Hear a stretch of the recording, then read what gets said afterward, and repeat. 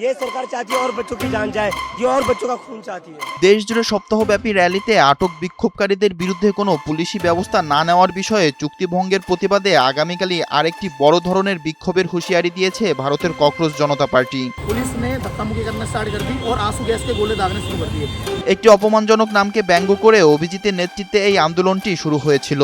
দলটির অন্যতম প্রধান দাবি মেনে নিয়ে শিক্ষামন্ত্রীর পদ থেকে ধর্মেন্দ্র প্রধান পদত্যাগ করার পর দিল্লির যন্তর মন্তরে তাদের টানা ৩৭ দিনের বিক্ষোভ প্রত্যাহার করা হয়। মূলত একটি সদিচ্ছা বা ইতিবাচক মনোভাবের অংশ হিসেবে এই আন্দোলন প্রত্যাহারের সিদ্ধান্ত নেয় তারা। সিজেপির মুখপাত্র আশুতোষ সামাজিক যোগাযোগ মাধ্যম এক্সে অভিযোগ করে জানান, বিক্ষোভকারীদের বিরুদ্ধে কোনো পুলিশি ব্যবস্থা না নেওয়ার যে চুক্তি হয়েছিল সরকার তা সম্পূর্ণরূপে লঙ্ঘন করছে।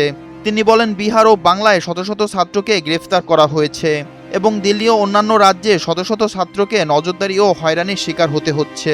এমনকি দিল্লিতে বিক্ষোভকারীদের খাবার পানি দিয়ে সাহায্যকারী স্বেচ্ছাসেবকদেরও আটক করার খবর পাওয়া যাচ্ছে। সিজেপির পক্ষে আশুতোষ সরকারি মধ্যস্থতাকারী জেডি নাড্ডা ও জিতেন্দ্র সিং এর কাছে জোর দাবি জানিয়েছেন যে বিক্ষোভকারীদের বিরুদ্ধে দায়ের করা সমস্ত এফআইআর অবিলম্বে প্রত্যাহার করা, আটককৃত সব ছাত্রকে দ্রুত মুক্তি দেওয়া, দিল্লি পুলিশ, কেন্দ্রীয় তদন্তকারী সংস্থা কিংবা বিজেপি সমর্থিত রাজ্যগুলির পুলিশ যেন ভবিষ্যতে আর কোনো এফআইআর দায়ের না করে।